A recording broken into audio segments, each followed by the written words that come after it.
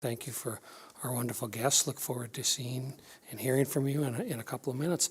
Let's start with the call to order and the Pledge of Allegiance. The flag is right back there. I pledge allegiance to the flag of the United States of America and to the republic for which it stands, one nation, under God, indivisible, with liberty and justice for all.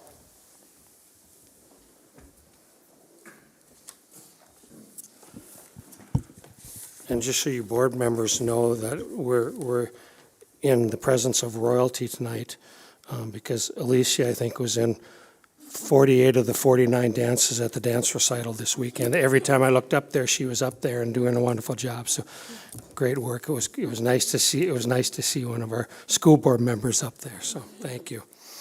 Our second item is approval of the agenda. Dr. Brenner, is there any alterations to the agenda?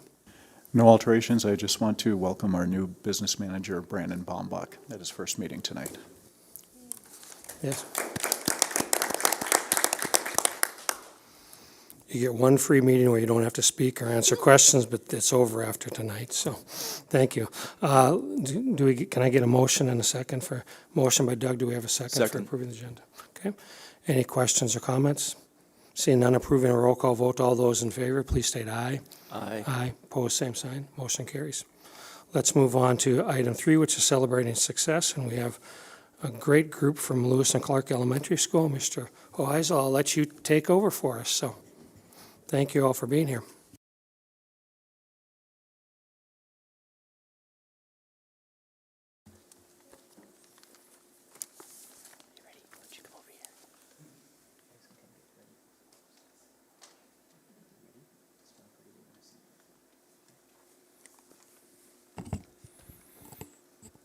I said how exciting this is because you want to see them and not me. So I'll make my part really quick. Good evening, Mr. President, board members. Thanks for having us tonight. I am Lauren Hoheisel. I'm the principal at Lewis and Clark Elementary School, and I have some friends with me to share with you a couple little things tonight. So with me tonight, I have some 5th grade Lion Cubs at Lewis and Clark Elementary School that really want to share about their journey through the Lion Pride. This year, we focused on moving mountains as individuals, as a class, as a school, and as a community. We've been able to talk about persistence, grit, and collaboration. Our students have taken part in weekly social-emotional lessons. They've conducted service projects for others in our community and celebrated our own differences within our classrooms and our school. Throughout the year, not only have we dug into who we are as humans, we've really gotten to dig into who we are as a school community and who we are as a pride. We often talk about our Lion Pride at Lewis and Clark, the family unit made up of a variety of unique learners, unique lions, unique individuals. In order to achieve what is needed to be accomplished, a pride must work together. For actual lions, that might mean hunting or gathering or caring for other young lion cubs. But in our case, we are helping our lions to prepare ourselves and our cubs to be lifelong learners and responsible citizens. And tonight, my friends Emily, Xavier, Isaiah, and Nora want to share a little bit about how they're ready to take on the world after their time with the Lion Pride.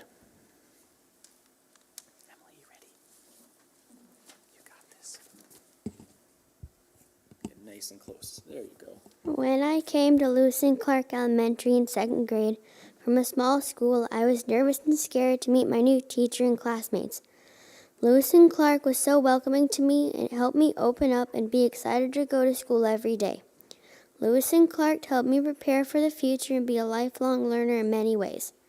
The teachers and paras are always happy to help me learn new things and how to see things in different ways.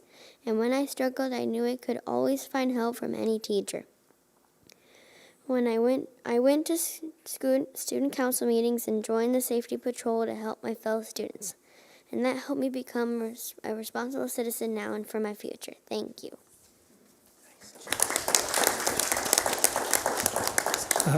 Parents and loved ones, you feel free to move up if you feel like it. If you can't hear or can't see, feel free to get up there. Okay. Next up, we have Xavier.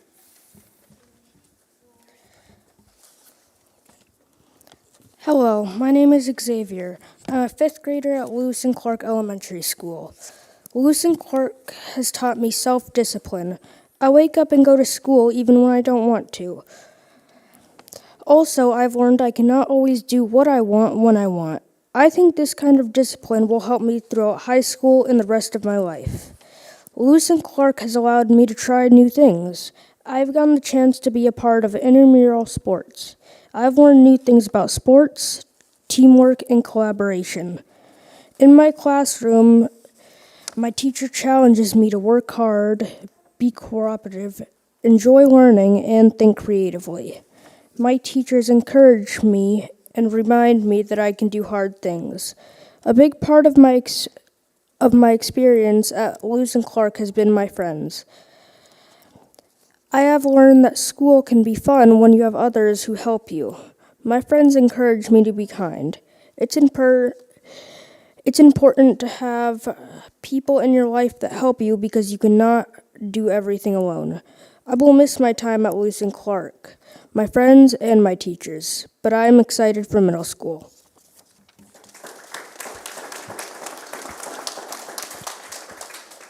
Next up is Nora.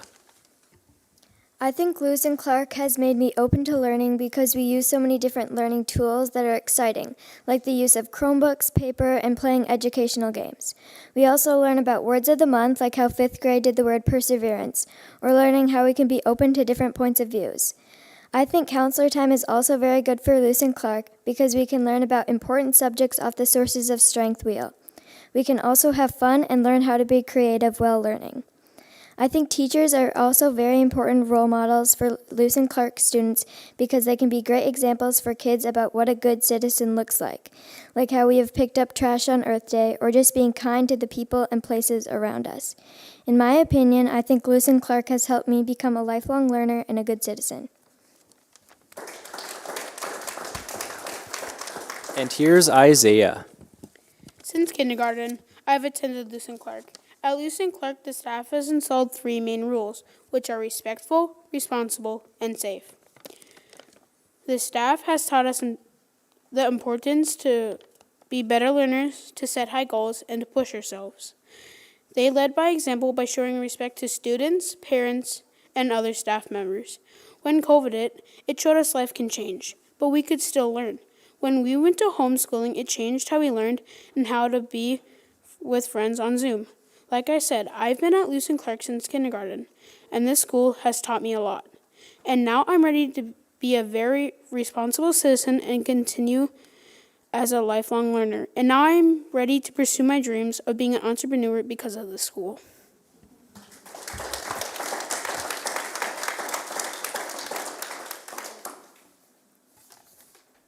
So they said it best. And I'll just wrap it up. Thank you so much to my friends who joined us today. Thank you to the board for having us tonight. Through all that we do as a community, as you do as a governing board, and what we do as a Lion Pride, these are our Lion Cubs that are at the forefront of everything that we do. So thank you for your time and support of our Lion Pride, and together we can move mountains. Don't leave yet, because we might have questions. So, any board members have questions or comments? Mr. Douthit. For the 4 students, please. Come on up, my friends. You're not done quite yet. First off, you should write a book, and we could all read. What you just shared is so important in everything that we do. That was one of the most impressionable pieces of information I've received in years. So if you would, each of you would step up and say one word that you would say that identifies your school. What one word would you say identifies your school?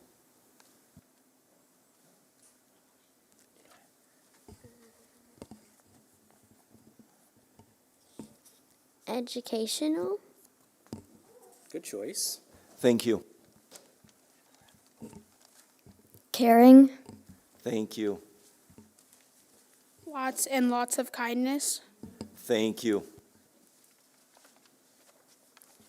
And proud. Thank you very much. I have one question for the 4 experts too, so I don't need you. I'll just run the mic. What is the best thing that you've seen, done, heard at your time at Lewis and Clark? What do you think is just the best that's spectacular there?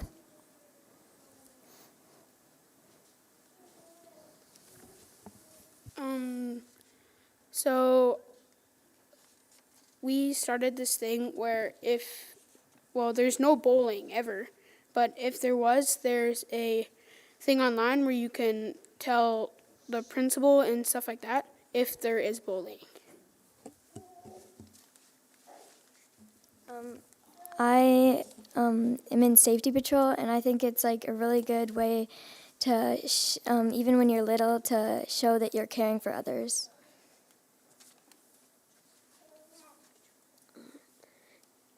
Going to student council meetings can help you learn things that you can't really understand.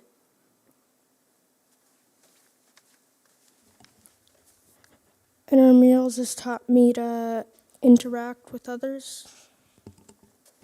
Thank you. I noticed none of you said go to the principal's office, but you can go to visit him too. So there are other questions or comments from board members? Do you have any? Go ahead. I'm really touched. I hope that others in the community see the four of you. Thank you all for coming. We really appreciate it. Thank you. Thank you.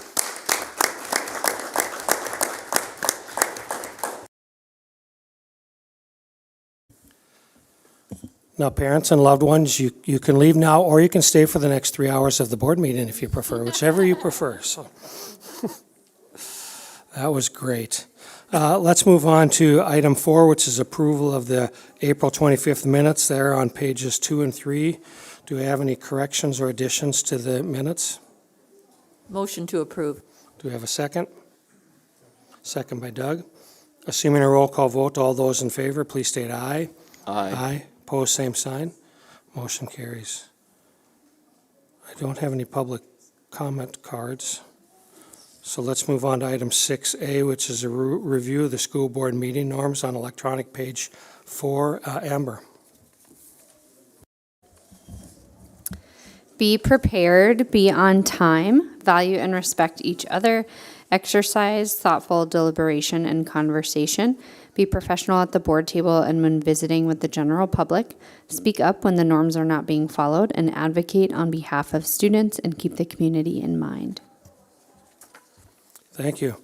Item 6B is a student demographic report. It's on electronic pages 5 through 66, so we get to listen and hear and talk to Mr. Rob Schwartz. So I'll turn it over to Dr. Brenner. Thank you very much, Mr. President. We've got Rob Schwartz and a colleague of his on Zoom, and I'm going to navigate from my spot here over to my laptop that's at the podium. So they will go through the presentation and list out all the information that's important to our demographics and our growth. And then when you have questions at the end, they won't be able to necessarily hear the questions, so you'll ask me and then I'll ask the questions through my laptop. So that's how we'll roll here for the next 30 minutes. So.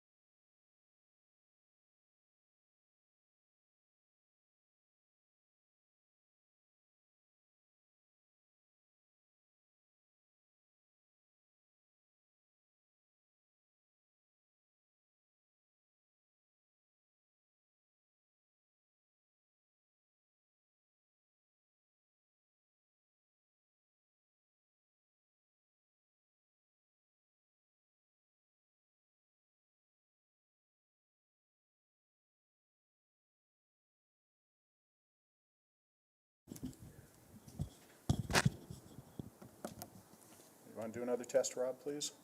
Perfect. RSP test 1, 2, 3.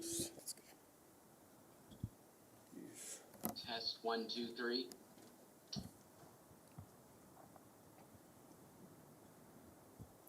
Catherine, can you try just a little touch more? All right, try again, Rob. RSP test 1, 2, 3. Board members, can you hear that?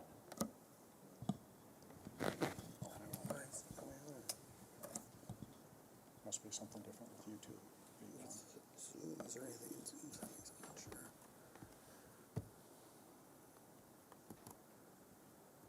Yeah, I can't think of any reasons.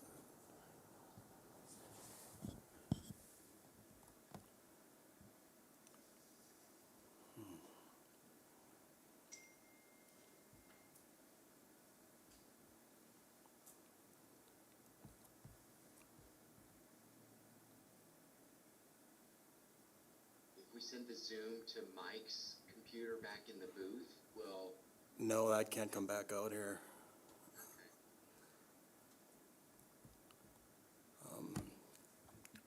Should we just go with the microphone? What's that? Should we just go with the microphone down the mic? Yeah, I think we're gonna have to. Can everyone else? Can we let anyone else into the Zoom?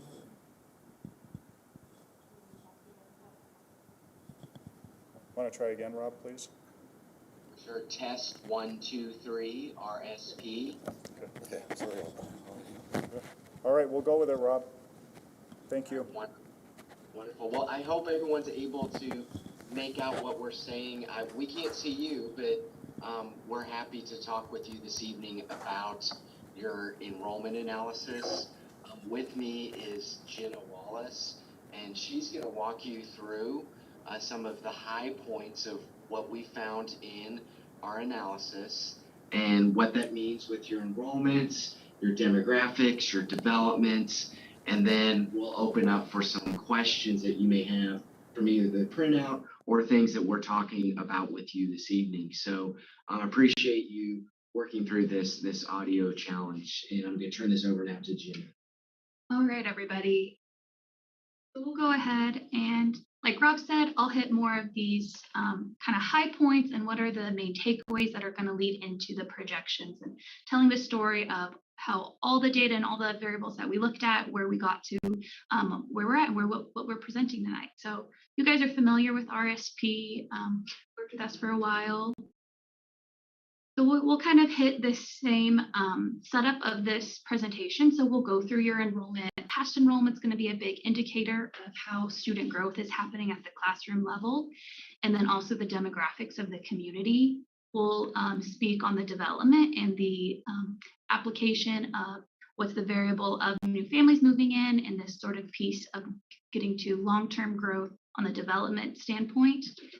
And then we'll get into the projections and the main gist of this. We've added kind of a new format for this report is we've added a lot of information into the appendix that we won't really touch on tonight, but know it's there, know it's very important. And if you guys are really interested and want to dig in deeper, we have many supplemental materials in the appendix as well.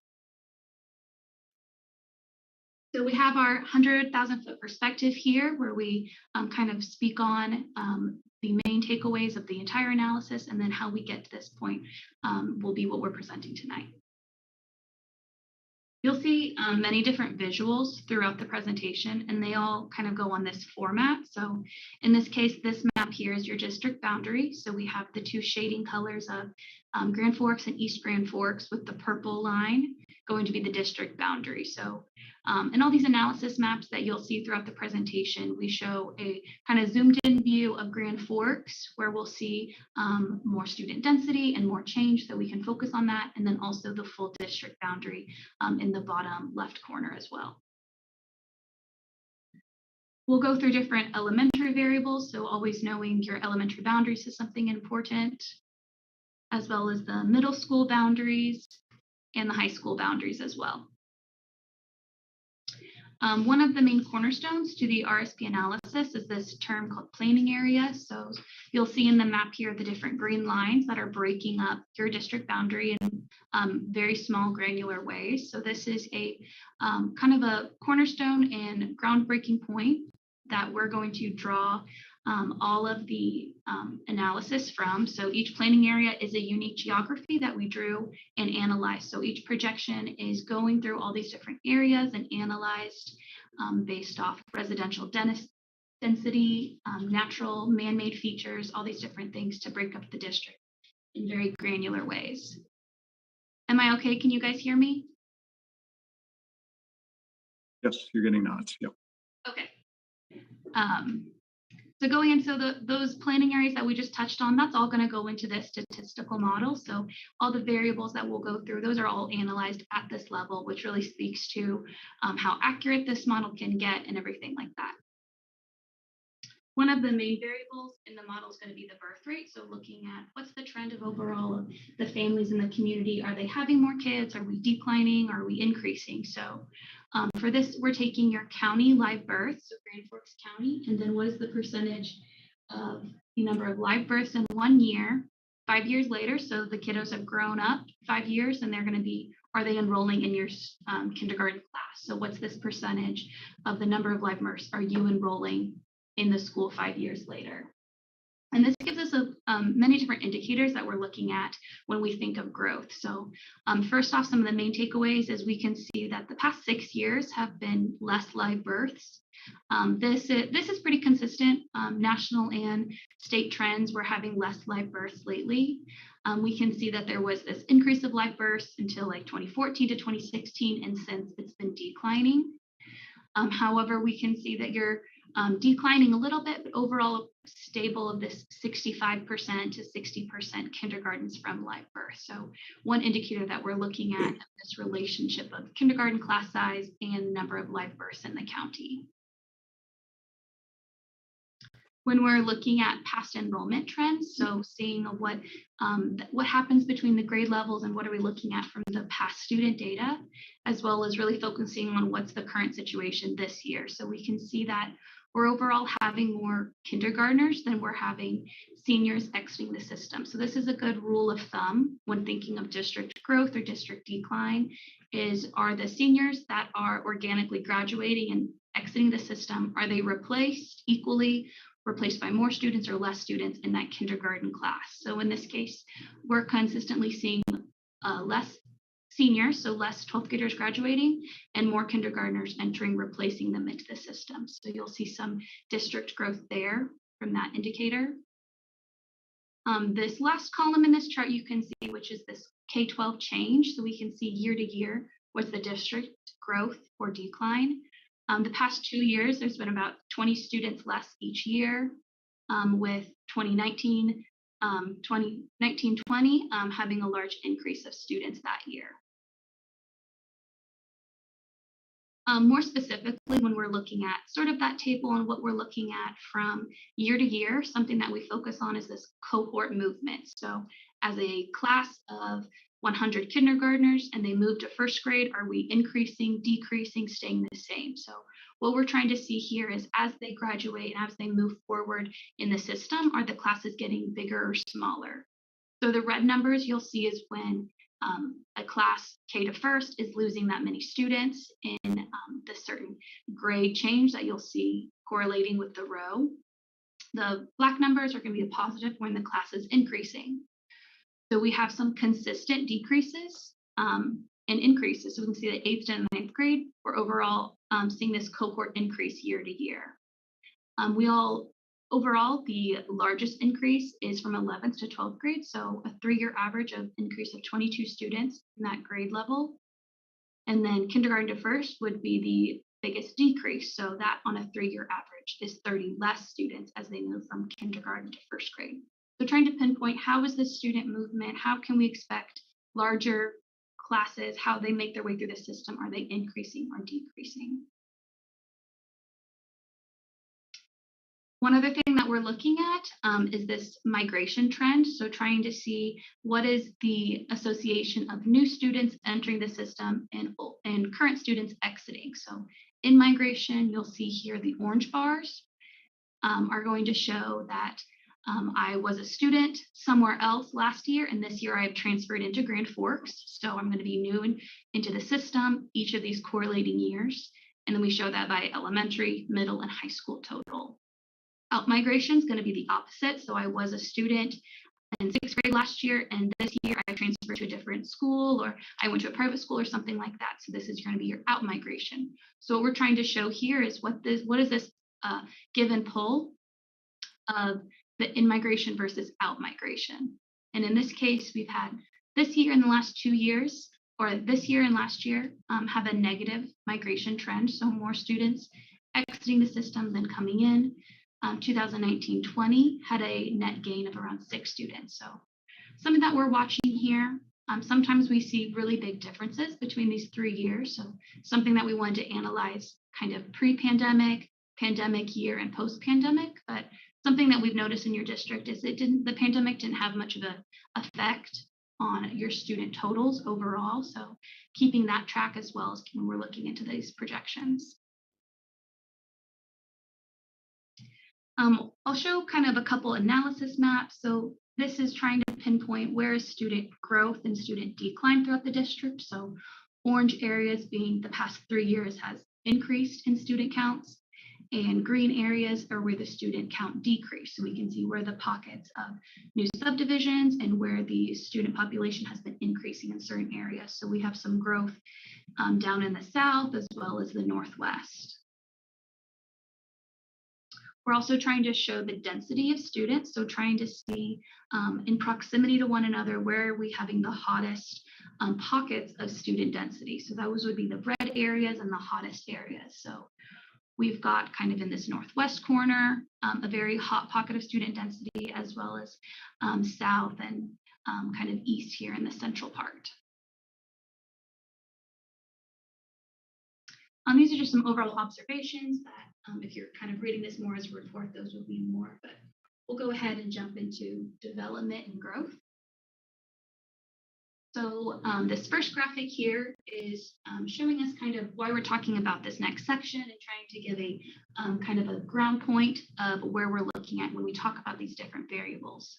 So in this case, we're showing 3 different variables in the community and how they're correlated with one another for the past 10 years. So we have this green line is your population from the census, and this is going to be changed year to year. So we're trying to see what this trend has been.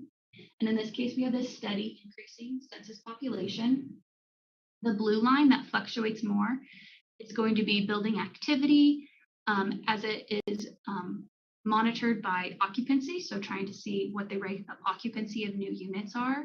We can see that we had many units coming online and occupied in 2012 and what that's been from the past 10 years. And then the red line down here, which dips down a little bit in 2017, is going to be student enrollment. So year to year, what are we seeing with district-wide enrollment change as well? These next 2 graphics, there are a lot of numbers, but they're really just going to be a good tool to put in your toolbox. So what we're providing here is an analysis. When you have new units coming online, you can have an expectation of what that would look like for student impact. So we break this down by elementary boundary, and what we're seeing here is a yield rate. So what is the number of students that are going to come from single family homes? So we show this by 100 single family homes. You can expect 18 in this case for your district average yielded students from those 100 homes.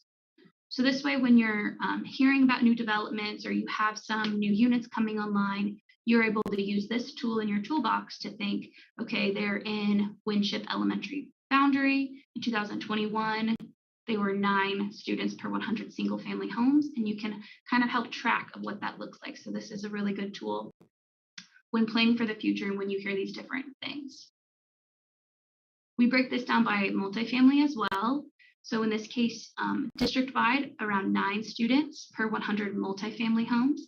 And you can see the breakdown there as well for the elementary schools. Getting into the residential stock of the district. So trying to see what is the desirability of homes, what sort of homes can most people buy when they're moving into the district is something that we're also looking at. So in this case, this is average year built, just trying to pinpoint where are the newer areas, where are the older areas of year built by those homes. We also show this by median home value, so trying to see if they're new, if they're affordable, and these types of things, trying to paint a picture of the residential unit. We also focused on these recent units built. So in this case, this dot map is showing the past 6 years of where new units were built. So we can see clusters of where the newest units have been. So we can see clearly in the northeast, southeast, that we have this high activity of many units built in the past 6 years. So also trying to track where we're seeing new units and where we can expect to see some new students also. This graphic here, so this is going to be showing on a track of the past around 100 years, so decade by decade, what are we seeing for residential growth? So the green line is going to be the number of existing units in each correlating decade there, while the gray bars are the number of new units built. So we can see that in 1950 to 1959, the number of units we were at, and then how many were built in this decade. So this is trying to show us where we're seeing the large activity and how we're comparing it when we move forward. So 1970 to 79 was the decade with the most units built. We had a pretty big boom here in 2010, 2019. So we're also providing a lot of new units as we move into this next decade. As we're moving forward, so we have met with some city planners and talked to some local people and trying to pinpoint what we're looking at for growth. So we've created a couple different visuals here that go into what's currently happening, what's expected to happen, and what's even for potential for a longer range out. So these maps here are showing where we're identifying residential growth. The green areas is current development. So you can kind of see what we're associating with the names of these different green areas that is being newly developed and is in current activity. The yellow, we're identifying on more of a 5-year scale. And then purple, you'll see in some other visuals, is more on a long-range 10-year span that we're identifying as potential areas to develop as well. So this view here is your northeast corridor. We show the northwest,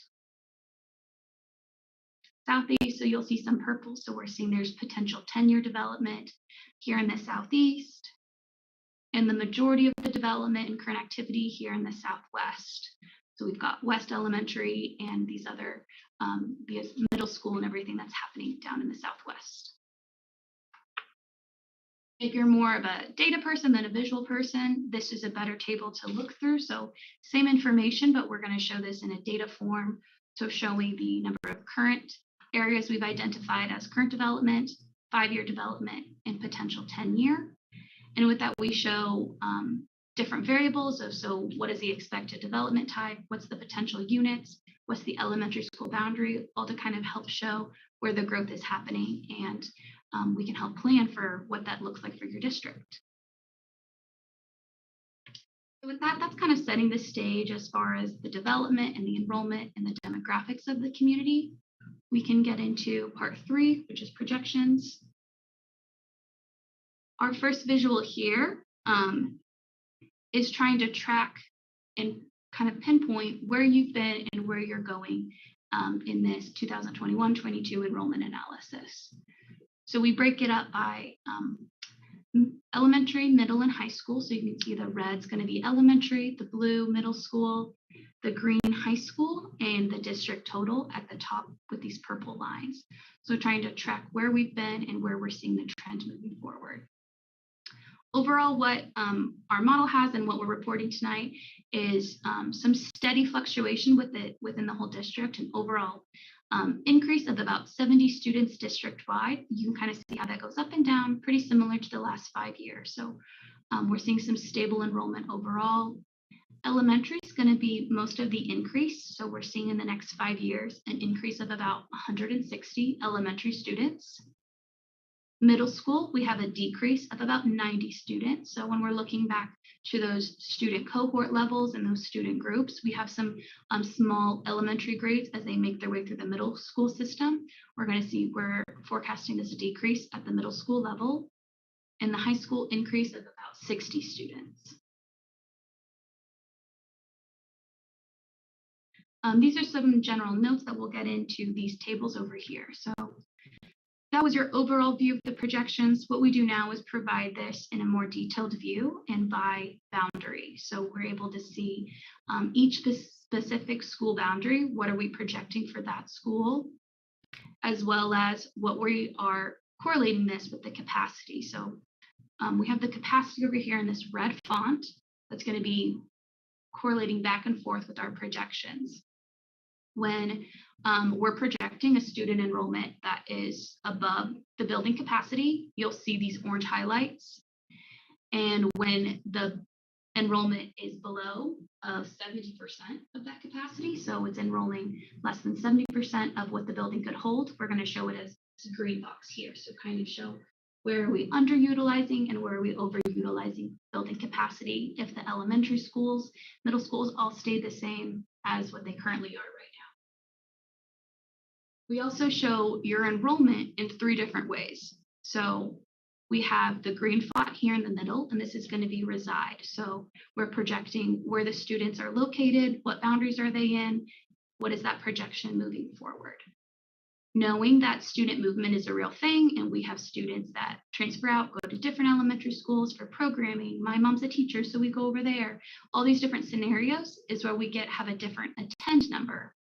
So we know that this movement gets at it, so we can kind of see based off your student data and based off the history of different, how these schools interact with one another. We have the attend number in the blue font. For past student data, we also provide this purple number at the top, which is going to be a subset of reside. So this is reside/attend. So the green number, I reside in the boundary. Blue, I'll attend it. Purple is I reside and attend. So we can kind of see that we have students transferring in and transferring out. And what does this look like overall? So we provide that in your past data. Moving forward in projections, we'll just show what the reside projections are and the attend. So in this case, first view of the elementary projections, we have Discovery, Nelson Kelly, and Lake Agassiz as overcapacity moving forward. So we can see Discovery's capacity is 448. They're reaching over 600 students within the 5 years, as well as Nelson Kelly and Lake. That's going to be over, not as bad. You can see that they're still in like the 400s, 450s mark with their capacity here.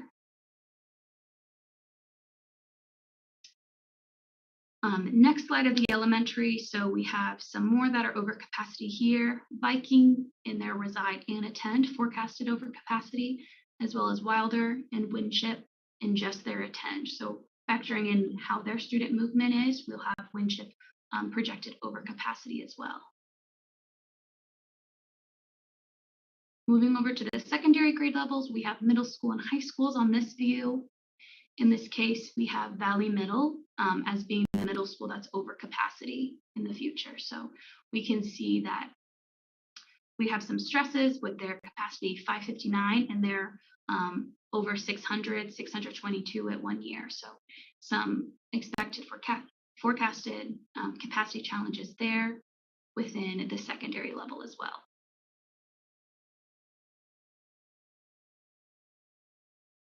So that was a pretty quick summary, trying to get the main points to you guys. You can kind of see these main takeaways here, and then I think we can just open up for questions. If I went too fast or anything, we can definitely go back and hit on any more detail. Yeah, and I'll sum up a few things for you all. So capacity, that's been a conversation we've had with you in the past. It's a struggle with a capacity for the smaller schools having the right number of students. So when you look at Viking, Wilder, and Winship, those are smaller buildings. And so we're right at what that smaller capacity is for those facilities. The other takeaway that is in this forecast, enrollment is really stable over the next 5 years. There's some years where it's greater, but overall, when I look at the next 5 years, it's stable. We have challenges at some buildings with the capacity and the number of kids that are there. Some other things that we want you to be aware of. We know the cost to build residential structures is about 85% more than it was in August of last year. So will we continue to see new development? That's the number one question in all the projects that we're working in. We know down on 62nd Street, when you look at those maps, many of those areas are finishing out. So we're waiting for new areas to emerge, and they've not yet made its way through the planning process. So just know, we think there's some changes there. There's some costs. Will we build as much single family? Are we going to transition into more multifamily products? We're starting to see that in some places for affordability. So those are some things I want to leave you with, that as you look at this analysis, we've tried to make some different assumptions about where we think things will be over the next 5 years with your development and your demographics.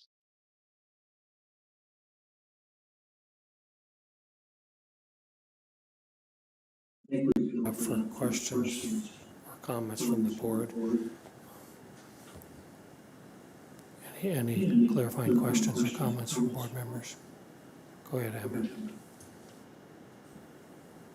Rob, can you define how you all define capacity? So are we talking about just pure bodies? Are we talking about functional, educational capacity? How are you defining capacity as it relates to these reports? Great question. So the capacity is, I have Gina go back to one of those slides. This is going to be what I would call a functional capacity of your buildings. For instance, go down another slide to Discovery. So Discovery, your newer building, there's a lot of special education programs that are operating in spaces that if you could move those programs someplace else, we could put more core kids in Discovery. And so that's an important aspect with capacity. There's different programs and uses that need some of the spaces in different buildings, and they're being used that way based on where those programs are located. Rob, this is Eric Klein, just as long as you're on the slide.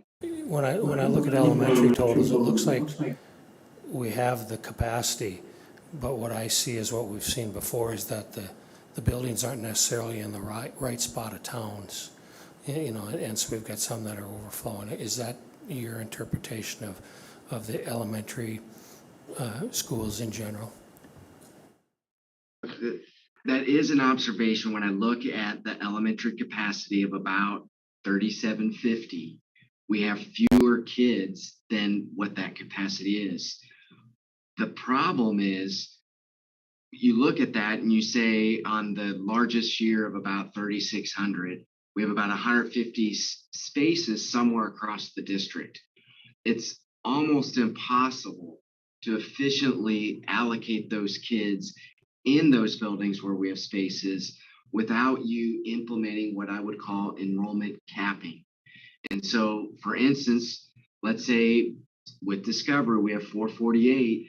Any other kids beyond 448 kids, you would move them to one of the other buildings where there's available capacity. Typically, what we find is when you look at this number, and I have to do the math, but once we get to close to 95% of our available capacity, we really are out of the efficiency of just changing boundaries. There may be a need to have things like enrollment capping, maybe changing where some of the special programs are year to year so that we can have the right spaces. But on a whole, you're right, observation, it would appear we could allocate them, but it would be very difficult to get that type of efficiency in all of your buildings, specifically with some of these buildings that are less than 300 students and even less than 200 students capacity. Thank you. Other board members' questions for the board? So I have one question that I can't find where I saw it. I'm remembering on the chart showing that there are students coming from other parts of the city into Winship, but I can't find that on the, so I wondered if that was one of the schools that has the most kids coming from another area of the city, and I'm sorry, I don't know the page of that. I think you might be referring to the intra-district transfers. So these are the students that we know where they're residing, and then based on where they're attending, we can tell how there may be some program choices. So when I look at Lake Agassiz, we have 56 kids, if we follow that row, that reside in Lake Agassiz, but are going someplace else. Much like then we follow the column down, we know who's coming in to that building. So we get a sense of how students are moving around between each of the facilities at each of the levels. Because on the next page, we show the middle school and high school. I think this might be what you're referring to. Maybe Dr. Brenner or Dr. Lewis or Ms. Galatch could explain that, because Winship, you have 94 students that are going to Winship that don't reside there, but I think that's from That's our the special, EL, right? that's from our special programs. Dr. Lewis, maybe you could answer that. Yes, that's exactly right. So some of our students that are currently in neighborhood schools that do not have an EL programming, and our students that are at specific EL levels, then they go to Winship for their programming. Then also at Winship, if a student does exit the EL program, they are invited to stay at that school as well, so that they can continue out, or they can go back to their neighborhood school. It was striking to me just because there's so many, there's so many out of the attendance area of Winship. I mean, I love the school. So what struck me when I looked at this initially was the number of single-family homes. I don't think it's anything that you, as our consultants, can do, but, over a 10-year period, 971 single-family homes versus 3,350 multifamily homes. That's a pretty big discrepancy. And those multifamily homes, is another word for that apartments? Right? The multifamily include twin home, duplexes, townhomes, apartments, anything that's not single family. So even if some of our mobile homes, they're considered, with the way we break this out, as part of that multifamily classification. Thank you. I just find this interesting too, and I'm sorry, I'm not familiar with Whip-Poor Will Lane over by Wilder, but it's 179.69 acres for 4 potential units versus the West Elementary School District, where we're going to put 11 potential units on 2.42 acres. It just struck me. So I don't know, hate to put Brandon on the spot, but do you know anything about Whip-Poor Will Lane? Those units are typically 2.5 acres or more for each property. So they're really spread out. So it's a city rural area. Is that on West Demers? North of Gateway. Other questions or comments from board members? Go ahead, Amber. I'm just curious, we've continued to look at these numbers over the years, and I would ask, Rob and his colleagues what your advice would be to re-trigger a redistricting conversation. As we look on here, you can see Discovery and Lake Agassiz are both continuing to be at capacity over the next few years, as well as Kelly. But those also have larger areas of growth because of just how our city is laid out and the opportunity for expansion. So, what would you advise, or how would you advise our board as we look at these numbers? Discovery is almost going to be 100, 150 over capacity. That seems to be a lot of kids being crammed into a building. So just curious about how you would advise us on that re-trigger point. So I'm going to give you a couple things, and hopefully I don't go off the railroad track too far. But when I just look at the information, and we'll just focus on this page. So with Discovery having a 448 capacity, obviously here in these past years, we've had more than 448 kids in that building. So the first question that you have to ask is, how many more kids can we have than what this functional capacity is? We're probably using spaces a little bit differently than how that functional capacity was defined by RSP. I think now it's been almost 3 years ago. So that's the first question. How full is too full in these buildings? The second question gets into how full it is, but ties into things that we're working, I know, on one of your items tonight is a new Valley Middle School, right? So do we tie this into a plan that when we have this new building to be able to address some of the middle school needs, do we tie that into how we change the elementaries and how they feed into the middle schools? That would be a question that I would want you as a board to have a comfort level in.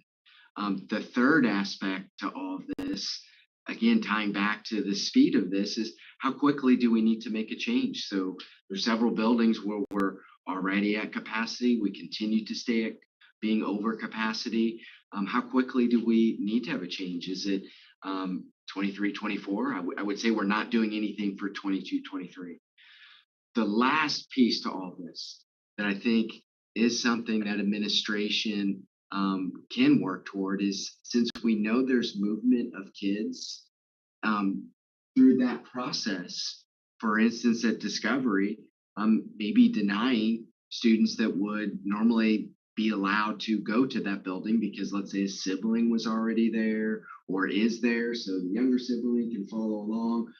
Maybe there's babysitting, whatever the issue is, you start saying, we can't put you in that building and we need to either have you at the attendance boundary where you are residing or to another building where we don't have capacity issues.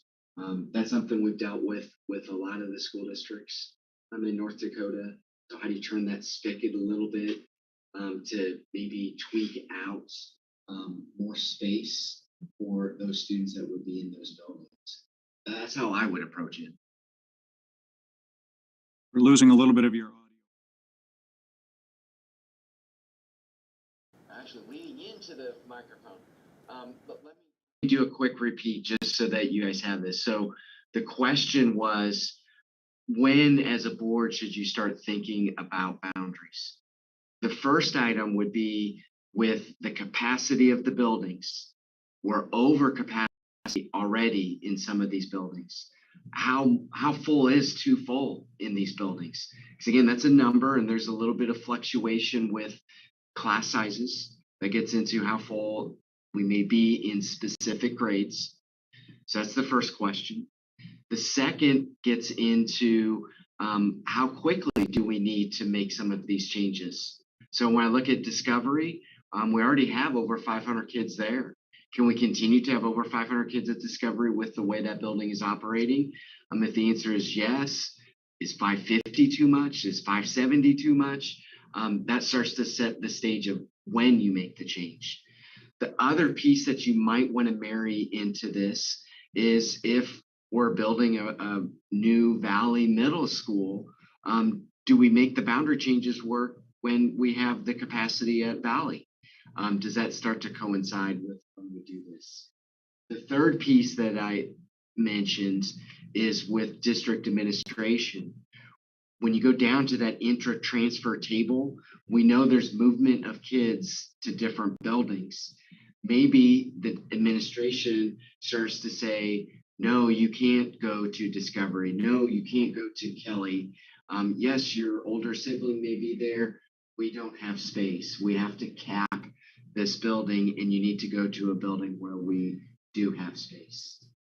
That would be how I would approach that, kind of like a short-term situation, because my assumption is we're not making any changes for 22, 23. If we make changes, it would start in 23, 24. Find questions or comments?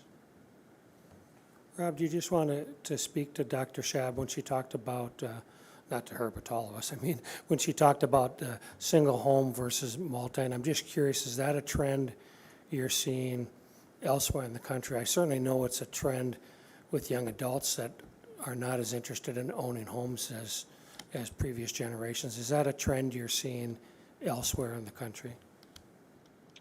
Gary, could you repeat that one? That one I didn't come across.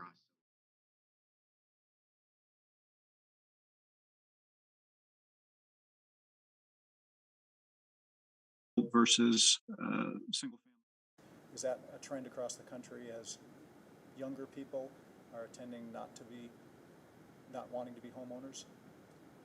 Correct.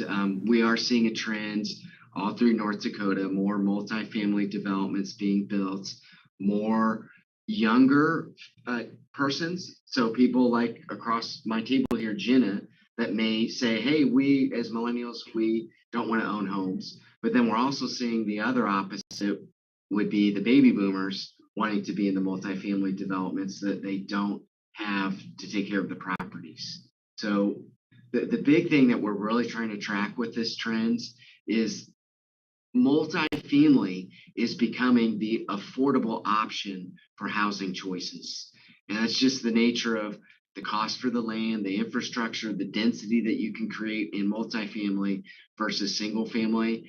And we're even trying to track things. If you guys read stuff like we do, there's investment groups that are buying homes. I haven't heard about Grand Forks reaching this where we're seeing this, but we're seeing it in some of the larger cities, even larger than like a Fargo, where investment groups are buying homes and turning around and then leasing them, much like what you would do with an apartment. So there's some interesting things happening that we definitely want to keep tracking to understand where will kids be. Will we start seeing more kids from multifamily developments because it's more affordable and it offers other options that those families might want to choose?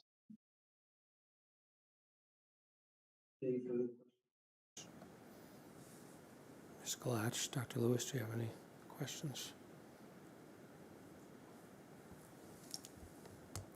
I just wanted to make a comment to Rob's suggestion. Yes, we have closed transfers at both Kelly and Discovery for next year. The piece about the self-contained special education programs, in a perfect world, yes, we wouldn't have, at already overcrowded schools. What I will say is there's only one elementary school that has a lesser percentage of students served in an IEP than Kelly and Discovery. So we want to keep that in mind. There's other elementary schools that actually have double or more what they have as far as students served in an IEP. So just wanted to have that enter the conversation that we are, as you've seen in your building tours, really tight on spaces for students served in an IEP, and that's something that is going to get tighter for us versus loosening up. So I just wanted to elevate that. Thank you, Dr. Brenner. Back to you.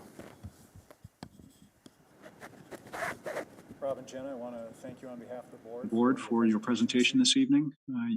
As always, you've given us some good data to reflect on, and we'll charge administration to make some recommendations coming back to the board. So I want to thank you for your time. Thank you for zooming in. My apologies for the audio difficulties. I'd like everybody to know, full disclosure, we had Elton John playing on YouTube earlier in here. So the audio was working. Great. Thank you, everyone. We appreciate next steps. Just reach out to us. Okay. Thank you so much. Thank you, Dr. Brenner, for navigating that for us. Let's move on to item 6C, which is a debrief of the Ben Franklin Elementary School building tour. It's on electronic page 67, and overall impression of the facility, in particular interior, exterior, and green space. Mr. Douthit. Thank you, Mr. Chairman. It was interesting when you taking the tour and they talk about that they don't have meeting space. Parents come in for meetings, an IEP. They have to find places to host meetings, which is unfortunate, yet it's the reality of what they deal with. The other thing that was is the issues that they have had with water in the tunnels, water coming into the school, as was stated. On a Sunday, the principal and a custodian were riding the cart, I guess what I would call it, cleaning water up off a carpet. So there's those issues that the ongoing issues with the infrastructure that are being addressed. And then the one thing that was stated, I think Dr. Shab mentioned, they do have plenty of green space at Ben Franklin, yet as we have seen and heard, the faculty and staff continue to persevere and do the things that are necessary. For example, you know, when you're in a kitchen, it's 110 degrees and you have students to feed, you feed the students, you don't have a choice. So it's, again, impressive what our faculties and staffs continue to do as the challenges are provided, I guess is what I would say. Yet they're the professionals who day in and day out do what's necessary to serve students. Thank you, Mr. Carpenter. Ditto. No. I guess my impression, probably most of it seemed like this building is probably starting to show its age more than some of the others that we've been through. Also, I mean, there's a number of classrooms within probably what used to be open classroom format that really has little window. They look like little doors because they have a wooden door in front of them, but can be open, so they get some light in there, but it's not that much, and that's, I don't think is a good atmosphere that we try to make do as best we can. So yeah, lots of green space, you know, some very good things about the school. It's well maintained, but I think it's starting to show its age, and it's helped that we're putting some new windows in there and have some more to go. But I do think that needs a little more of a facelift. And I know in the past there's been some talk of expansion of that school and making it larger. That came out of the facility study that the citizens group did. And I think it needs to be revisited again too, along with many other facilities that we have. Thank you, Dr. Shab. I would add the entryway. Looked like there was in the past a potential to have a safe entryway for people to come to the school, but again, it's like all the other schools except for Discovery. There isn't really a secure and safe entryway. The two others have covered much of it. I think the windows, the new windows are great.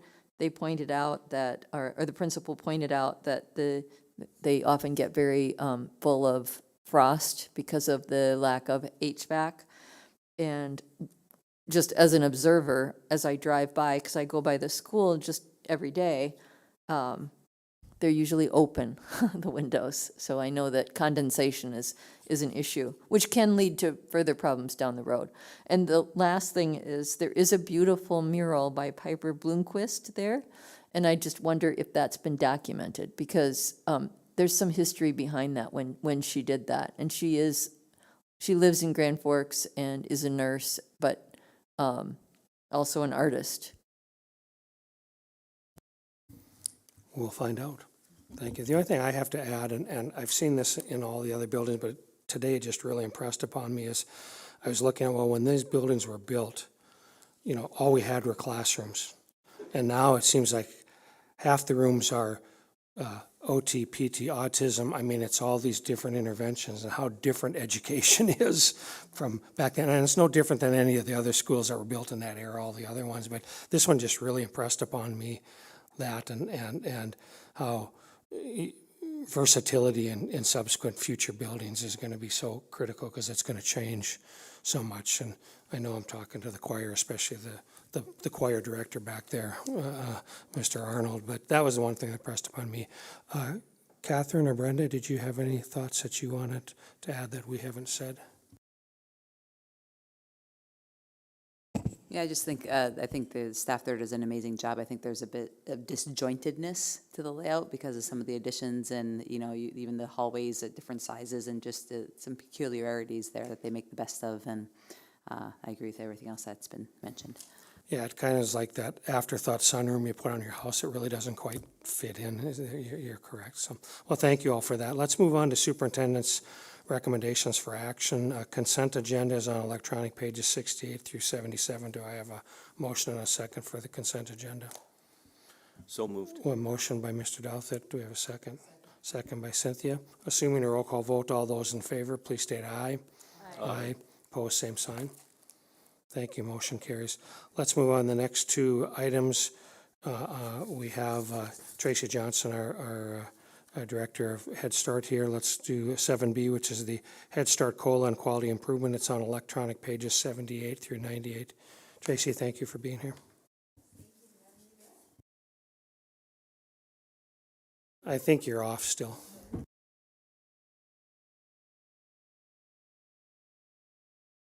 Normally, our business manager takes care of that, but I don't know if he'll be able to. Now is it? Now? Okay. Good job. Job security for Brandon, because he knows how to do it on his first day of work, so thank you. On page 78, I would like to present the cost of living adjustment grant that we received from the Office of Head Start. They have given us the amount of $63,282 to put towards increased salaries and fringe benefits. And I have the documents behind that. If you have any questions, I could answer that. So we'll probably have to handle each one individually Yes, as far we do. as, okay. So any questions or comments about the COLA narrative and budget justification that's been recommended for approval? We have a motion by Doug. Do we have a second? Second by Cynthia. Any clarifying questions? Seeing none, assuming a roll call vote, all those in favor, please state aye. Aye. Opposed, same sign. Motion carries. Thank you. Want to go on to quality improvement, Tracy? Thank you, yes. Within that same amendment is quality improvement, but it needs to be a separate vote. And again, the Office of Head Start has given us the ability to apply for $10,000 for quality improvement. And what we would be planning to do with that is professional development for our staff that is focused around trauma. And if I can answer any questions if you have. Do we have any questions or comments? See none, do we have a motion and a second? Motion by Mr. Douthit. Do we have a second by Doug? Okay. Assuming a roll call vote, all those in favor, please state aye. Aye. Aye. Opposed, same sign. Motion carries. Let's move on to item 7C, which is Head Start non-federal share waiver, which is on pages 99 through 101. Go ahead, Tracy. Thank you. This would be the second year that we have not been able to meet our non-federal share match, which is our volunteer hours. And again, it's due to the constraints of COVID. And we would be asking for the board to approve the waiver for our non-federal share in the amount of $250,000. I'm going to ask the question because I didn't quite understand this. So does this mean that we have to move $250,000 from some other part of the budget, or what is this actually? What are the implications of this? I understand why it happened, but Sure. I'm wondering what are the implications of the $250,000? Sure. So the government says that we will give you your grant, but you need to give us 20% of volunteer hours from the community partners, from families, et cetera.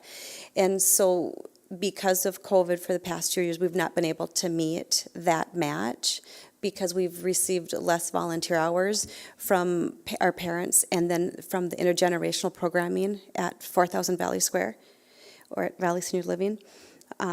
So if I don't apply for the waiver, that means that we would have to give $250,000 back to the federal government from our grant.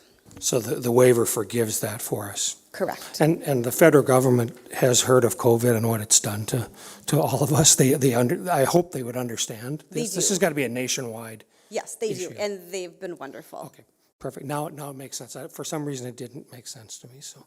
Yes. We have a motion by Doug. Do we have a second? Second by Cynthia. Any other questions or comments?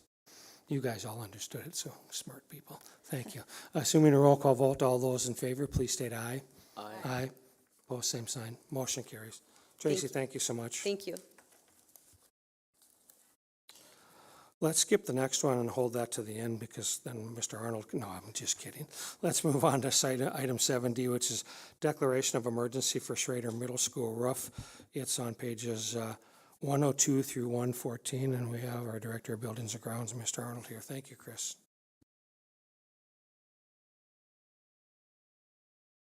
All right, good evening, Board President and members of the board. If you go to page 102, we've got a pretty lengthy memorandum, and this is in regards to Schrader Middle School. As many of you likely have seen through the pictures that I provided in this memo and probably had a chance to also review the memo, unfortunately at Schrader Middle School, a section of roof has failed. This is in the original constructed part of the building that was built in 1960.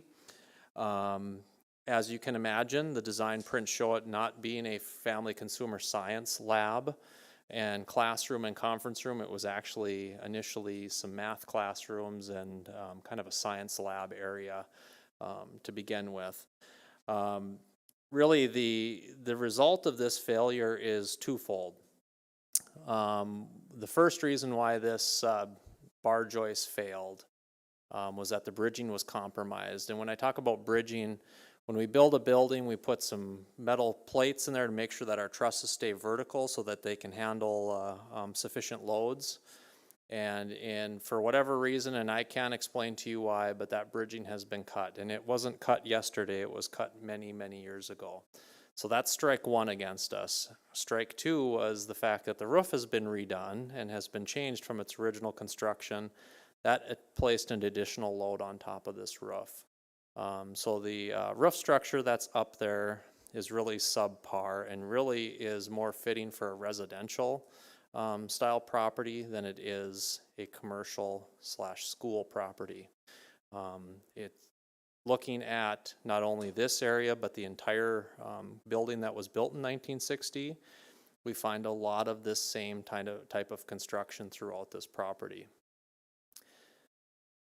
I can read the entire memo. I probably want to just ask if anybody has questions, if they've read it. I can go through the memo further if you'd like, but I want to just kind of feel out where everybody's at maybe in this process, if everybody kind of understands. Questions off the top of the head people have about this? Go ahead, Cynthia. So the question I had when I read it was about the middle, not that part. Yep.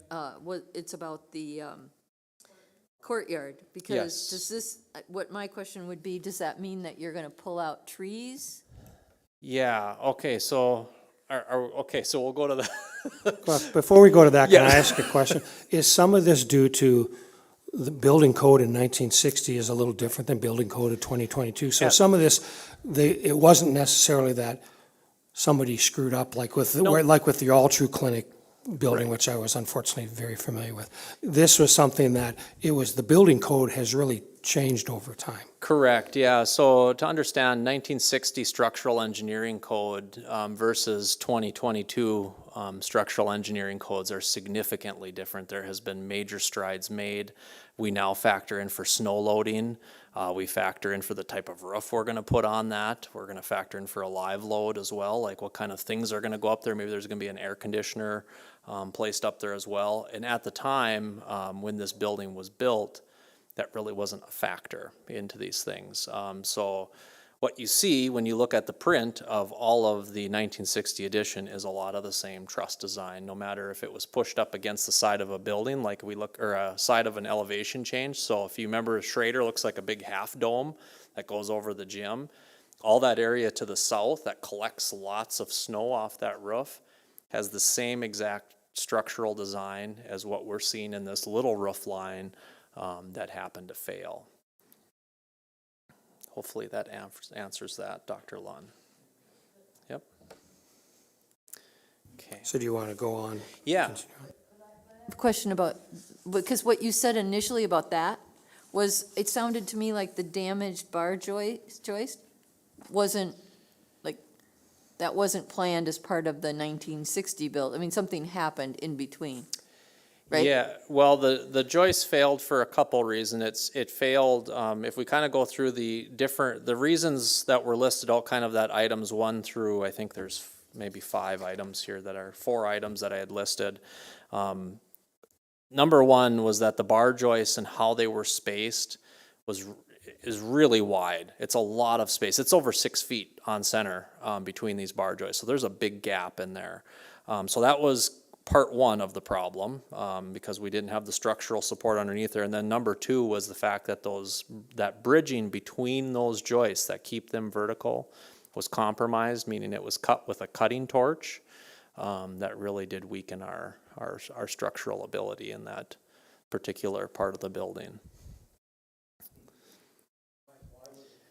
Well, the best that I can figure is that somebody cut it so they could fit lights in there. And when that happened, I couldn't explain to you, Doug. Because I just had a conversation with a former B&G director today, and he was not aware of anything like this. So is that potentially like an insurance claim? Yes, so that's something I didn't put in the memo because that's been kind of evolving. I've actually got a meeting later this week with Travelers to go over to the property and review the damage that occurred and to see what is available for us for insurance. Well, I know you've been working on this around the clock because either you took this picture or printed it out at 5:13 a.m. today, so. That, well, actually, I think I did get that at 5:13 a.m. this morning. Brady Olson actually sent that. He's a teacher over at Schrader. Brady was very gracious to send that to me, and that really, I thought that picture actually does a much better job displaying what's going on in the courtyard at Schrader. So I think we can move on to maybe Cynthia's comment about what do we do, or? Well, Mr. Douthit has his hand up. I don't know I'm if sorry. No, go ahead. Go ahead, Chris. He'll come back. Go ahead, Chris. Yep, go ahead. Okay, all right. All right, so, kind of reviewing all the things that have happened there, we kind of came up with a couple of different solutions. So there's some major issues. We've obviously got a courtyard that has drain tile in it, but the drain tile is 62 years old. And when I look at the engineering drawings for that drain tile, it's basically a pipe in the ground with black dirt around it. So as you can imagine, as we've allowed trees and other things to grow in there, those trees have begun to clog that up. So option 1 on here is to go through the courtyard, remove the trees, remove the vegetation, replace the drain tile, return the courtyard to probably a grass type surface in there. Option 2, which these are independent of each other now, is to go through the FACS lab, and I see I didn't catch that, that's not the right acronym there, classroom and conference room, and go through and just replace the trusses, the roofing, go back in and do all of that work. And option 3 is to go through and infill the courtyard area and make it part of the usable space of the property. So if you choose option 3, option 1 goes away. And option 2 obviously begins to change a little bit as well, because now we're going to start doing a little bit of synergistic movements there. We're going to be replacing roof trusses in one area. We'll have a crane on site. We'll be able to take care of several other, we can do another project at the same time when we start to see some economies of scale with something like that. I don't know what does that mean? Well, when I infill the courtyard, that would be to make it part of the building. So we would put a foundation into that space. We would put a roof over top, put a concrete floor into that space, and make that part of the teaching and learning environment. So Schrader is a unique school in the fact that it's, the commons area is extremely small.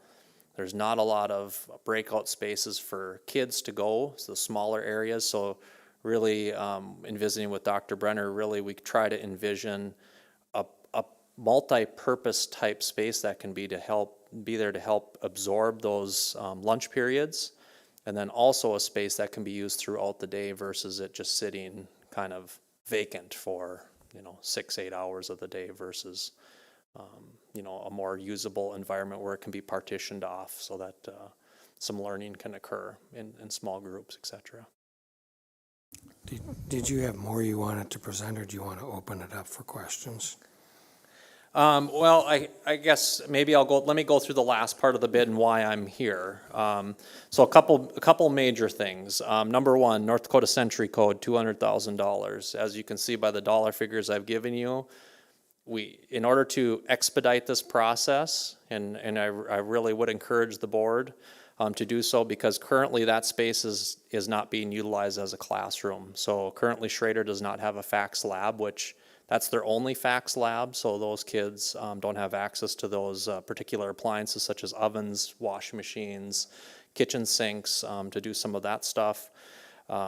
So it's administratively, we would really like to move this as fast as possible. So to kind of unbound my hands from Century Code and the timing that it takes to bid, I would like to see us at least discuss an emergency declaration for that project, and then also looking for kind of some guidance as to where the board would like to go with the repair in there, because as you can see, I've given a little smorgasbord of recommendations. I strongly recommend that we do something with the courtyard, whether we infill it, whether we go through and put new drain tile into that space. We have to replace that roof. There's no choice. There's really no choice in that one.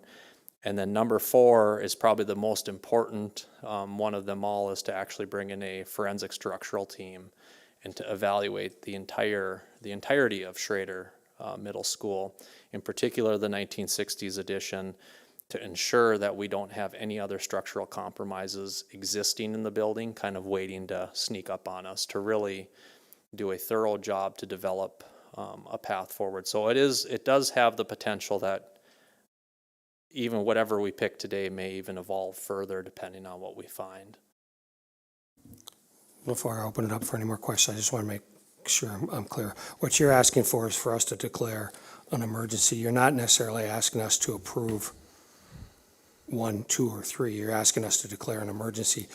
You would be coming back at some point for more detailed approval by the board, or I'm just want to make sure I'm understanding what you're asking. Yeah, I guess I would like tonight to hear a declaration of emergency, whether or not we would like to proceed down that path, and then also get guidance where the board would like to go, because I don't want to bring in architects and contractors, and we're talking about installing a concrete floor in a courtyard area, but the board would feel that it's best that we just replace the drain tile. I want to make sure we're allocating resources and time in the best way possible, because I don't have a lot of it right now.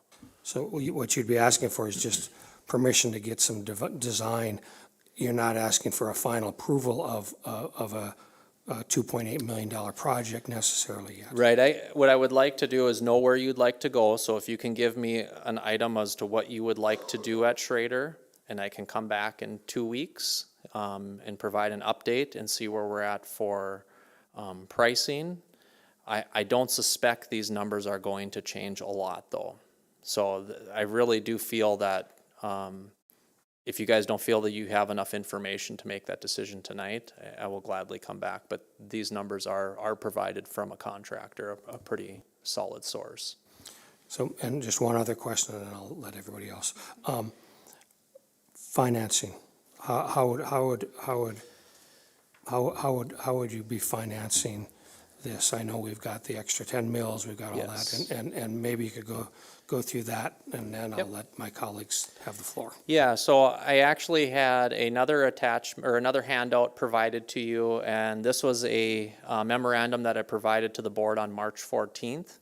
It was part of that agenda packet, and this really laid out the bonding that we're doing with the $1 million from our building fund, what we were planning to do with that $16 million, and then it also laid out over the next 2 years what we were doing with that building fund and some ESSER dollars. What I would recommend to the board is probably to go to the $16 million spreadsheet that actually has the HVAC. It looks more like a generic spreadsheet, if everybody can see that. I don't know if anybody else Is it labeled as handout number 1? It is one of one, and this is, I'm not sure what it's, yeah, handout number 1. You are correct. I stapled over that, but I see that now. What I would recommend is a reduction in scope in the fire alarm mass notification piece. Currently, we have approximately $6 million set aside for upgrades in that arena, in the life safety arena. And really what we would do is we would focus the money down to mass notification at our high schools and at our middle schools, and go to our most needed campuses. This is less than ideal, but really we're not in an ideal situation as we kind of press forward here. But it would address our highest risk campuses with the money that we have.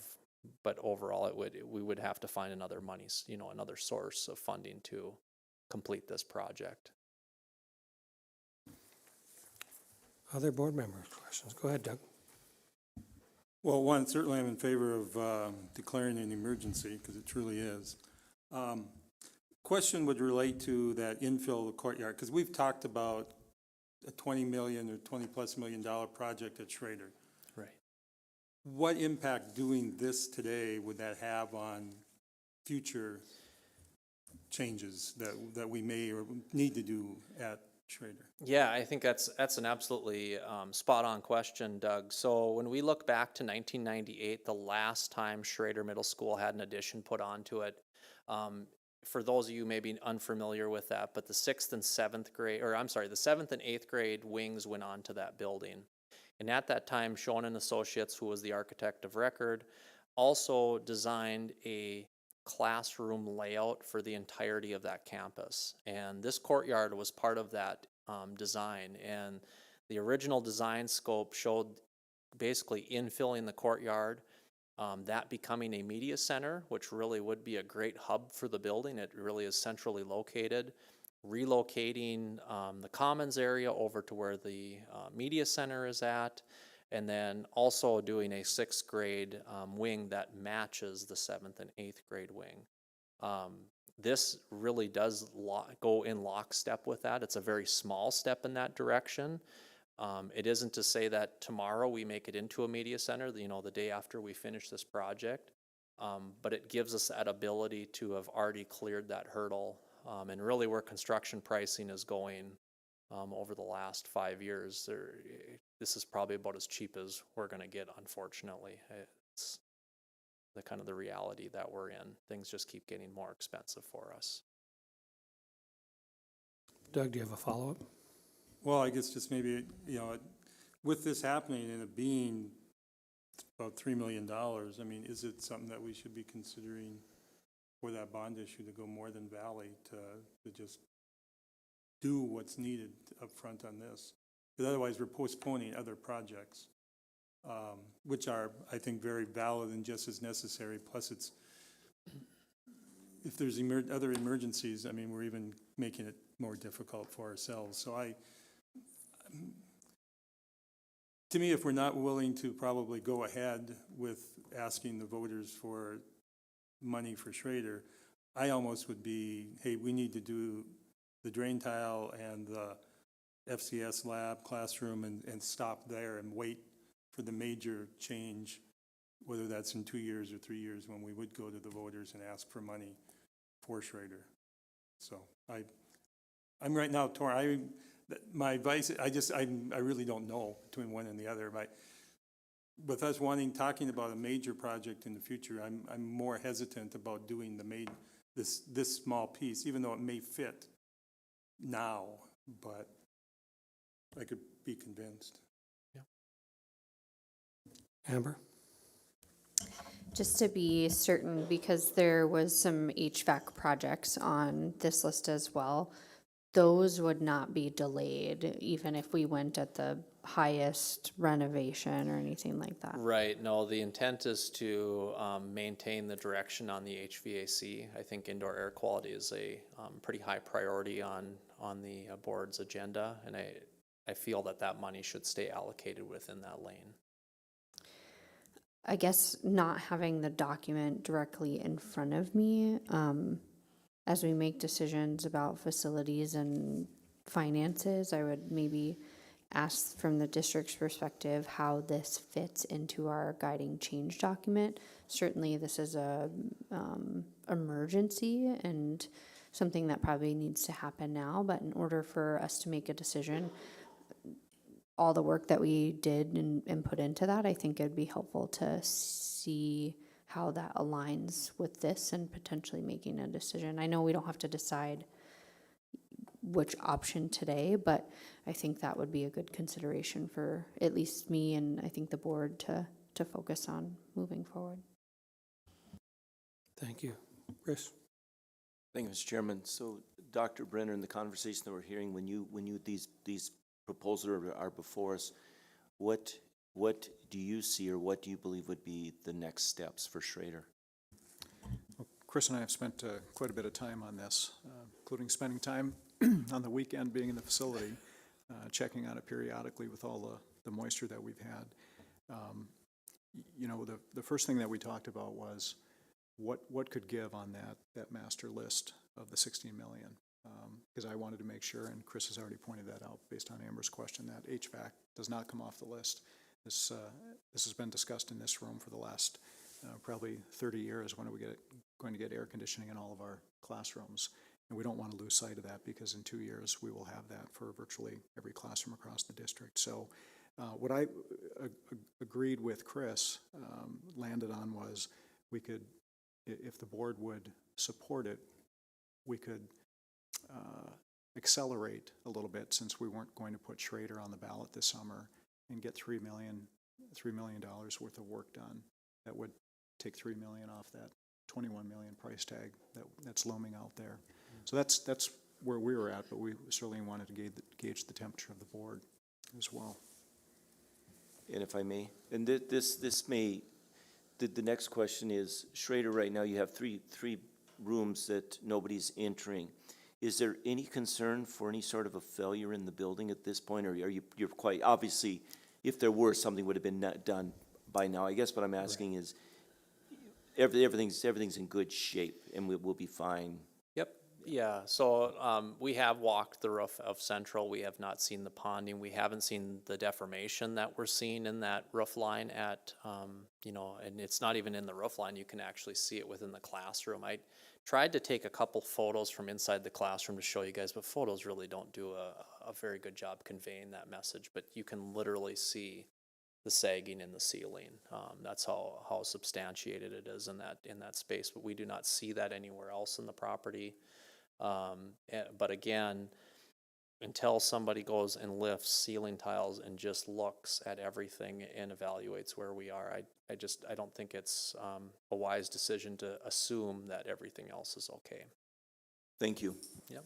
Other questions or comments? Go ahead, Doug. So if we were to go ahead with a $3 million project and take the money basically out of these life safety measures, what are the immediate impacts? Because if you do all this stuff at once, you're probably going to get a better deal than if you piecemeal it. When would you foresee these life safety ones coming before the board, or where would they come into the plan? Because there's not a lot of money available and there's bound to be future emergencies. It really, my thought process is probably to look at alternative ways to finance something like that with a vendor.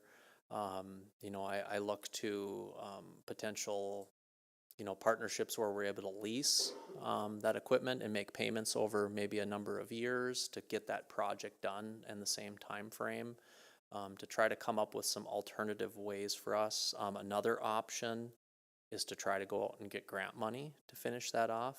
Right now we're just trying to finish off a grant process to get all of the doorways updated because all of our equipment is going obsolete. So we're going after a pretty substantial grant modernize the district in that aspect. We've tried to do secure entryways. We really haven't had much success, but it seems like the itemized projects that we can do seem to have a little bit better hit rate with our grant program and getting funded from the source. So I don't know if that answers the question, Doug, but. Well, I guess I'm somewhat concerned that all those life safety are just gonna fall through the cracks because there will be other emergencies, other changes, and 5 years, 7 years will be gone and nothing will have been done on related to them. Yeah, it's kind of an ongoing trend, sorry.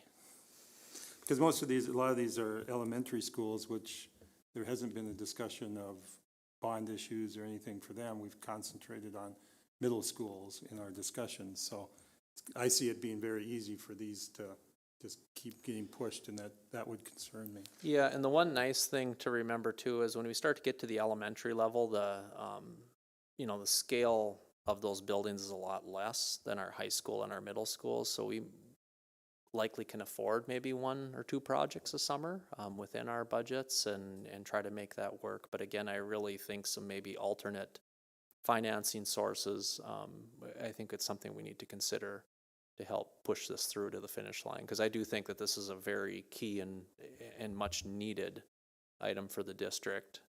It's just which one's pulling the hardest on us here. So, Chris, is there going to be, if we did everything, the infill of the courtyard area, when we did the other stuff that needs to be replaced, is there savings in being able to do it while you've got a crane and you're already tearing into the roof? Is it a significant amount of savings, or I mean, I realize it would be a wild guesstimate on your part, but yeah, your guess is a lot more scientific than mine. Yeah, it's the savings are, probably, mobilization fees, things of that nature are probably 10 to 15% when we start to consider designing another project, starting all over. I mean, we kind of have to start all the way from scratch again, so we kind of end up reconstituting the same, formula again. So I would say, safely 10% is probably what we're going to save, maybe more, but that's, yeah. Amber, go ahead. Related to that, is that a project that if we did support that could be done and finished this summer? As opposed to try. Okay, so yes. But if the board supported adding it on to the referendum vote, we wouldn't even be voting on it until after the school year. So the project wouldn't even start until. So we have an opportunity to get it done sooner, which could also be some savings. Waiting a year and. Yeah, and really the main reason why I'm looking for some guidance from you is because time is of the essence for steel. That really is what's driving this project. It isn't the concrete, it isn't labor. It really is the steel fabrication to support that building, whatever it is, whether it be just putting the roof back on the original structure or, filling in the courtyard. Other comments or questions? Go ahead, Doug. Just so if we did the infill, the 2.8 million, that we don't have to do number 1 and 2 above. Right, correct, because that would encompass that entire section of that building. Okay. Cynthia. So I really like the green space in the middle. I see though that, there's 6 trees. So whoever decided to put 6 trees in that small spot they weren't thinking that trees were going to grow, I think. But anyway, they say hindsight is 20/20. But so educationally, I hear about and read about schools that are going more outside and doing work outside. So I'm kind of looking at you. So educationally, are we good to cover it up and be done with an outside? I know they're not using the space, but I'd just like your professional opinion on that use of that space. Yeah, so 2 things. You're correct in that being a preferred mode of educating kids, getting them outdoors. There's plenty of green space on Schrader's campus that can be accessed for that sort of thing. And as a former principal there, the courtyard is really underutilized. It's nice, but even to go out there to eat lunch, a lot of times you're fighting the bees And what you see there is a real thing, and so the mud that gets caught in there and tracked in there. And the grounds crew has done a great job of beautifying it and doing some little decorative things, but it really is an underutilized space. And when you think about the pushes and pulls on the greater educational needs of the building, I wouldn't mind filling it in. Lighting, because that, like, I mean, you know, we toured the school, but I'm just looking at all of these rooms around it. So then what happens to all that natural light? Yeah, so one of the ideas that we are currently considering is a kind of clear story. So similar to what you guys maybe saw when you're at Red River, when you went through the commons area where we did that raised roof, and then we have the glass lights above, and then allowing that light to pour into a common area. So think of Central's Commons is kind of like that, where they have the windows for the classrooms that open to that space. It would be a lot different than Central's Commons, where that's more of a muted light because it's coming through that skylight that's got a real, real haze appearance to it, so that you don't ever really get direct sunlight. No, I agree 100%, Cynthia. I think it is extremely important that we incorporate light back into that environment for those kids. Otherwise, you turn into a little bit more of a archaic setting, and that's not what we're after here. Well, I think it's kind of almost a no-brainer. We have to declare an emergency.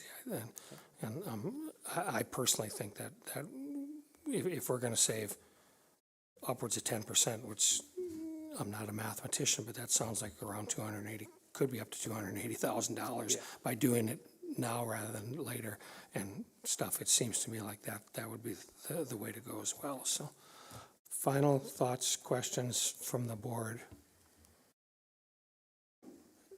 Okay, so I think the recommendation is for administration is to declare an emergency for the roof at Schrader Middle School is what we need to actually vote on today. So we have a motion by Doug. Do we have a second? We have a second by Chris. I'll ask one more time. Any further questions or comments? Seeing none. Assuming a roll call vote, all those in favor, please state aye. Aye. Aye. Opposed, same sign. Motion carries.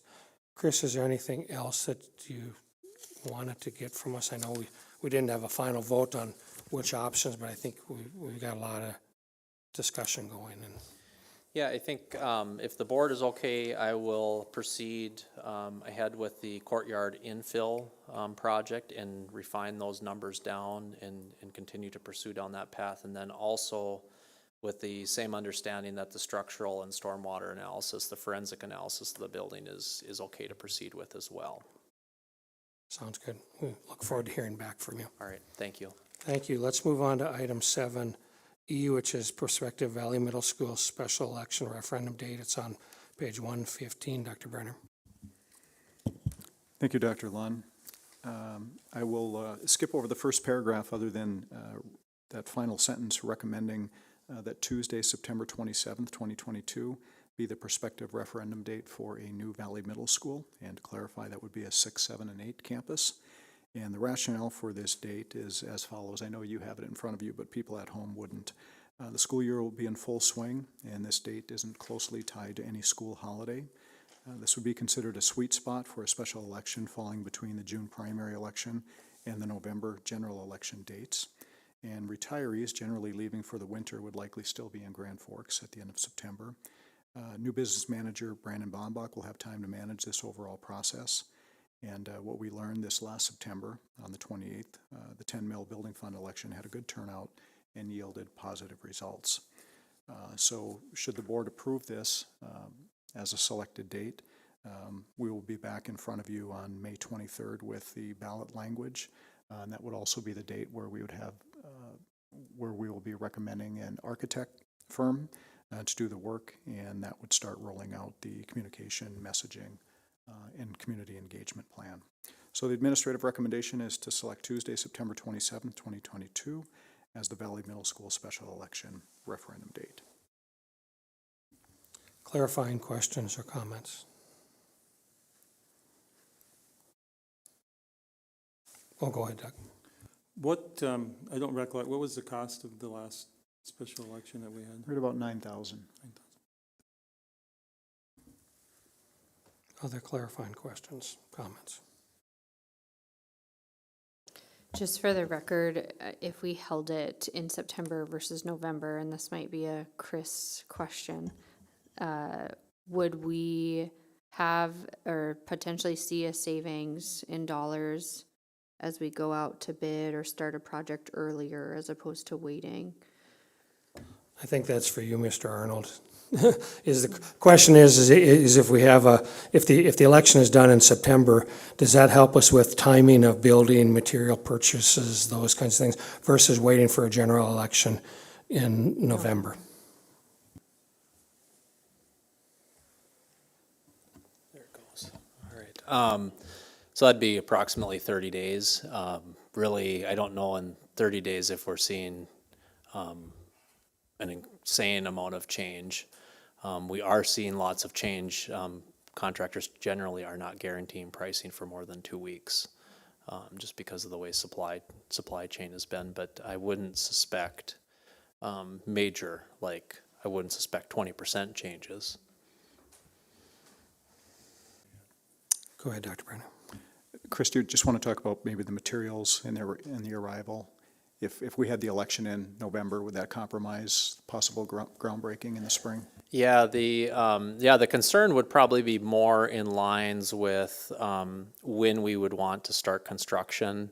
To kind of give you a perspective of where we are, so the Career Impact Academy is actively in this process.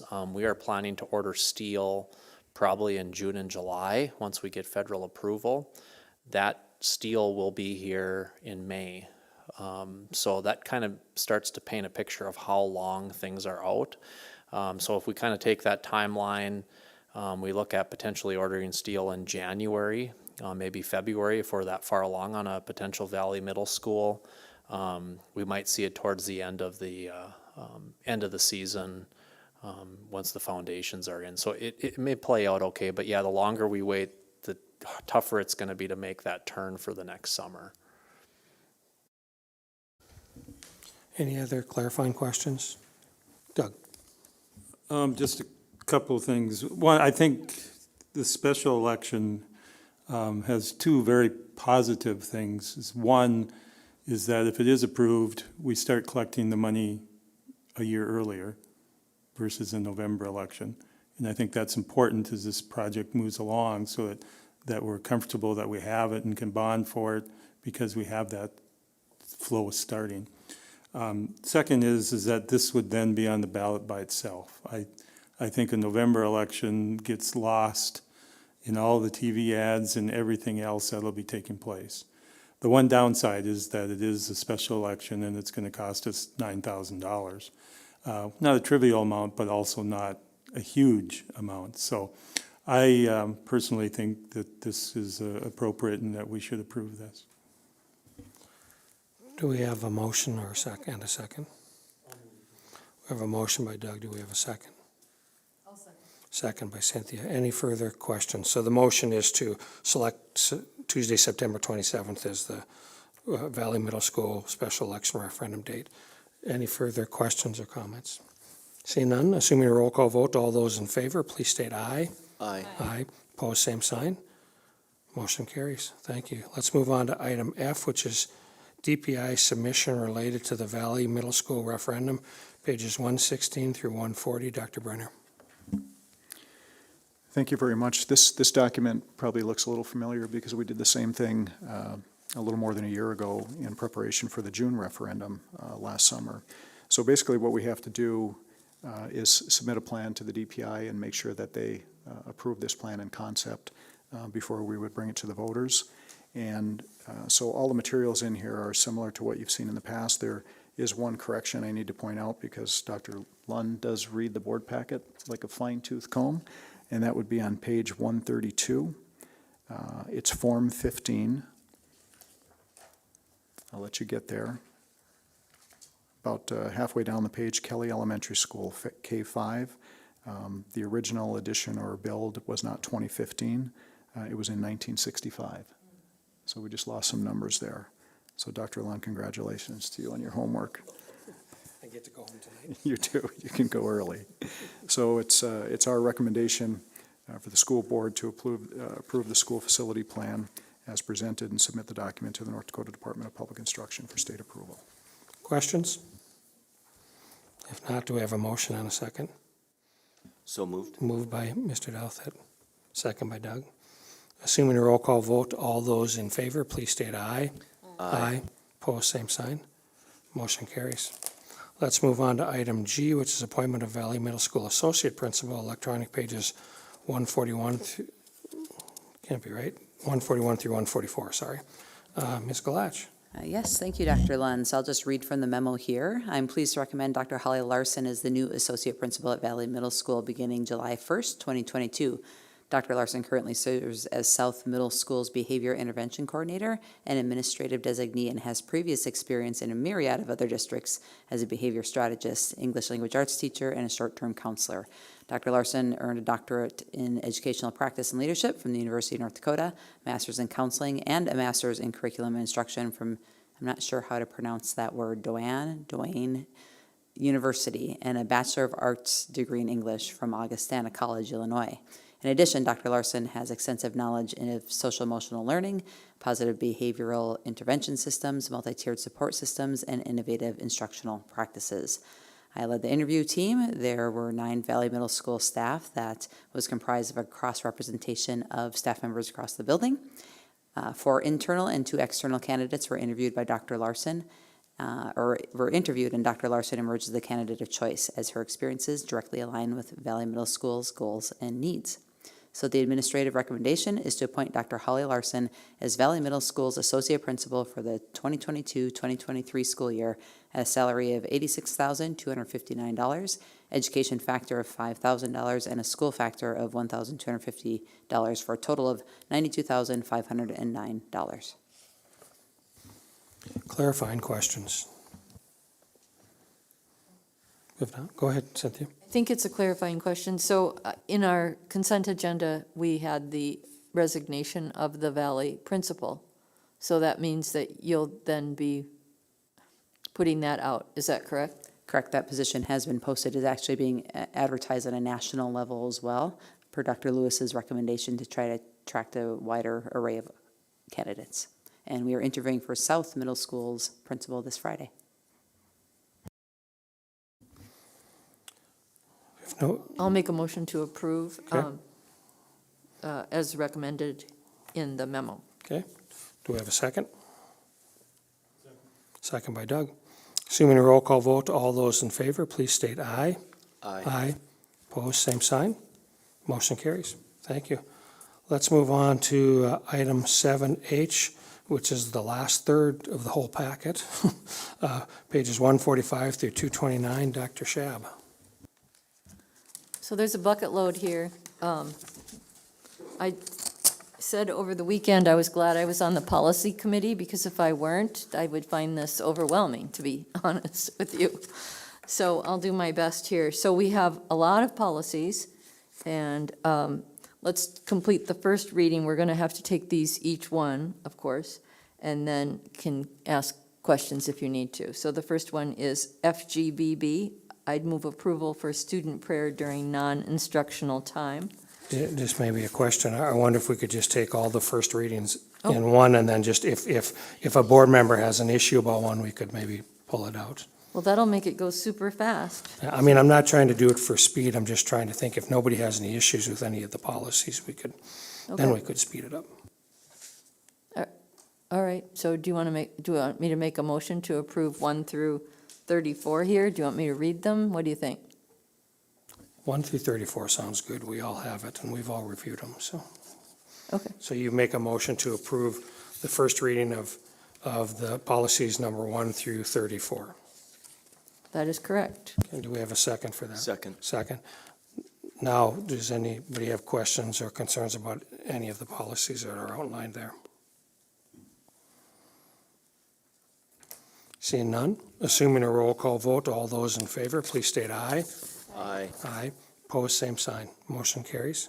Go ahead, Dr. Schab. So I correct myself. This is going to go really fast. So the next thing is we just need to complete this required 1 reading and adoption of the following board member regulation, AABBR.